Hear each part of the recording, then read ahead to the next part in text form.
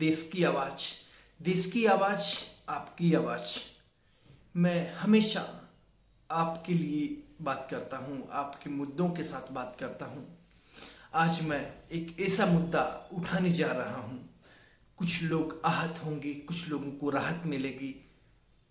आप गलत समझ रहे हैं, मैं कोई महंगाई राहत के बारे में बात नहीं कर रहा। सभी साथियों को मेरा नमस्कार। मैं पवन सैनी, देश की आवाज़ में आपका स्वागत है। आज मैं बड़े एक ऐसे मुद्दे पर बात करूंगा जो एक सेवा के माध्यम से, एक सेवा की सोच से लोगों के अंदर प्रवेश करता है, लेकिन उनका परिणाम सेवा का ना होकर कुछ अलग ही निकलता है। और प्रशासन आंखें मूंद कर बैठा है। प्रशासन कहीं पर ध्यान नहीं दे रहा। प्रशासन ने तो इतना ही काम कर रखा है, जो कोई एप्लीकेबल है एनजीओ वाला रजिस्ट्रेशन करवाता है, साइन करवा लेता है, कहता है ये मेरे पास रजिस्ट्रेशन है और मैं एनजीओ चला सकता हूँ। आगे की कहानी क्या होती है? एनजीओ में एक आध इंसान मिलता है और उस एक आध इंसान के पीछे 5-10 लोगों की फोटोज लगा दी जाती है। गांव गांव, ढाणी ढाणी जाकर उनके नाम का चंदा वसूल किया जाता है। मैं बात कर रहा हूँ, एक सेवा के माध्यम से प्रवेश होता है कि हम सेवा करते हैं, हम समाज की सेवादार है, हमने सेवा करने का ठेका ले रखा है। वो ठेका कैसे लिया? हमने, सरकार ने हमें सेवा करने का ठेका दे रखा है। ये रहा रजिस्ट्रेशन सेवा करने का। मैं उन एनजीओज की बात करता हूँ जो सरकार आंखें मूंद कर उनको सर्टिफाइड कर देती है, उनका रजिस्ट्रेशन कर देती है और वहाँ से खेल शुरू हो जाता है। खेल के साथ एक आध लोग रहते हैं, एक आध लोगों के नाम पे गाड़ियाँ चलती है। गाड़ियों के पीछे आगे बैनर लगे होते हैं, अनाथ आश्रम। 10-12 लोगों की फोटो लगा दी जाती है, अनाथ असहाय प्राणियों की जहाँ सेवा की जाती है। लेकिन उसके पीछे का भीतर घात अपन देखें, कुछ एनजीओज में जाने के बाद पता चला कि कुछ 5% लोग ही एनजीओज के नाम पे सराहनीय शानदार कार्य कर रहे हैं और 90-95%। मैं प्रशासन से यही अपील करूंगा कि आप इन एनजीओ वालों को जब रजिस्टर्ड करते हो तो आपकी एक जिम्मेवारी ये भी बनती है, किसी अनाथ असहाय के साथ कुछ गलत भी ना हो जाए। आप रजिस्ट्रेशन के नाम पे, रजिस्ट्रेशन फीस के नाम पे आप अपना काम कर जाते हो, उसके बाद में आपने कभी विचार भी नहीं किया कि क्या, कब क्या क्या पोजीशन खड़ी हो सकती है, क्या क्या परेशानियां खड़ी हो सकती है। एनजीओज का आप विजिट भी नहीं करते, महीने में एक बार भी नहीं, साल में एक बार भी नहीं। बड़े दुख और दुर्भाग्य की बात है। और जो प्रशासन में बैठे लोग हैं उनको कॉल करते हैं तो उनके पास टाइम नहीं है।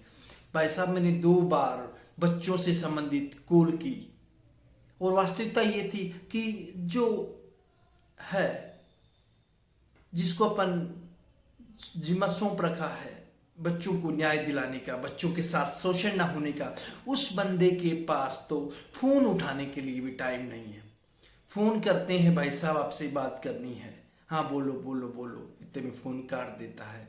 कोई कुछ बातें ऐसी होती है जो फोन पर नहीं की जाती, वो इंसान सुनने के लिए तैयार भी नहीं। आप समझ सकते हैं, अंदाजा लगा सकते हैं किन लोगों के ऊपर ये बात लागू होती है। तो ये ढोंग है जो करना बंद कर दीजिए, नहीं तो इस ढोंग का फलसफा कैसे मिलता है इस बात का आपको अंदाजा भी नहीं होगा। देश का, शहर का, बाजार का हर एक आदमी आपको ऐसे दुत्कार के निकालेगा कि आप उसकी कल्पना ही कर सकते। क्योंकि पनपता कब है इंसान, लोगों के मन में दया भाव होता है, कुछ करुणा होती है कि ये बेचारे अनाथ असहाय लोगों की सेवा करते हैं, बहुत अच्छे इंसान हैं। लेकिन एनजीओ खोलने से पहले उस बंदे का बैकग्राउंड क्या था, उसने पीछे क्या क्या काम किए। मैं गारंटी लेता हूँ उसके कामों के हिसाब से आप अंदाजा लगा लेंगे कि वास्तव में ये एनजीओ चला सकता है, एनजीओ में सही काम कर रहा है, या उसके पीछे का जो करैक्टर है, पीछे का की जो काम है वो एनजीओ में क्या होता है। ऐसे ऐसे इंसान है काम सट्टे जुए का करता है, रात को सट्टा जुआ लिखता है और वो एनजीओ चला रहा है। ऐसे ऐसे लोग हैं जो बैंकों में या ब्याज का काम करते हैं, ब्याज पे पैसे देने का काम करते हैं, वो एनजीओ चला रहे हैं। कभी भी कल्पना नहीं कर सकते ऐसे लोग आप एनजीओ चलाओगे। ये एनजीओ के माध्यम से आपके साथ जो रह रहे हैं उनके साथ ऐसा भीतर घात करेंगे कि आप कल्पना भी नहीं कर सकते। ऐसा क्यों? बहुत सारे केसेस मेरे सामने आए। मैं पर्सनली किसी का नाम लूंगा कि बड़ी द्वेषता होगी, लेकिन मैं बता दूं बड़ी दुख और दुर्भाग्य की बात है, आपकी जमीन पैरों से निकल जाएगी भाई साहब। आप सुनोगे एनजीओ की कहानी एक दर्द भरी, तो आप कल्पना भी नहीं कर सकते।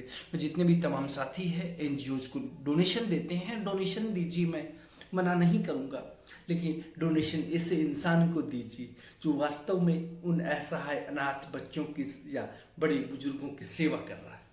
मैं एनजीओज की खिलाफत में नहीं हूँ, मैं उन एनजीओ के खिलाफत में हूँ जो एनजीओज के नाम पे ब्लैक मनी को वाहिट करते हैं, एनजीओज के नाम पे असहायों के नाम पे अपना बैंक बैलेंस बना रहे हैं।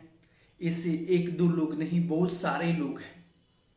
जैसे जैसे कोई बड़ा करप्शन का मामला आएगा, बड़ा मामला आएगा, तो उनका मैं पर्सनल नाम भी लूंगा, उजागर भी करूंगा, वो लोग क्या करते हैं आपको विजिट दिखाएंगे।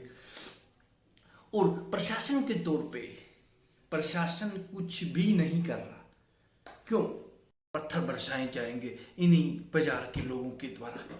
अपनी मनमानी से बाज आ जाइए। सेवा करनी है तो वास्तविकता में सेवा कीजिए, धरातल पे सेवा कीजिए, बिना किसी दिखावे के साथ सेवा कीजिए। अगर आपके पास सामर्थ्य नहीं है एनजीओ चलाने का, तो पहले दिन ही आप रसीदें काटनी शुरू कर देते हैं। अरे भाई सामर्थ्य नहीं है अपने पास से कुछ करने का, तो क्यों एनजीओ चलाते हो? तुम काहे की सेवा करोगे? 3 साल बाद तो गवर्नमेंट भी फंडिंग देना शुरू कर देती।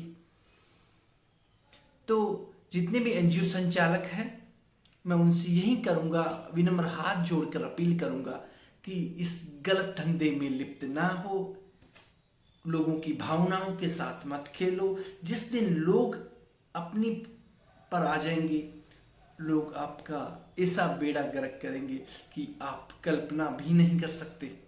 और मैं प्रशासन से भी पुनः अपील करूंगा कि जो एनजीओ गलत तरीके से एनजीओ चला रहे हैं उनके ऊपर त्वरित एक्शन ले, ताकि मानवता बनी रहे।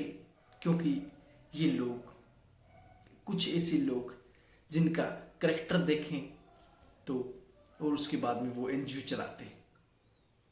तो मैं पुनः यही अपील करूंगा। और आप अगर मेरे चैनल पर नए हैं तो आप मेरे साथ जुड़ जाइए, क्योंकि मैं आपको हमेशा एक सच के साथ, सच्ची कहानी के साथ, ये कहानी नहीं होगी, वास्तविकता होगी, उससे रूबरू करवाने की कोशिश करूंगा। मेरी कोशिश रहेगी मैं सच की जड़ तक पहुंचूं,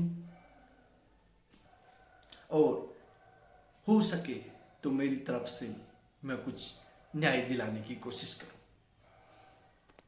आंखें क्यों बंद कर रखी है?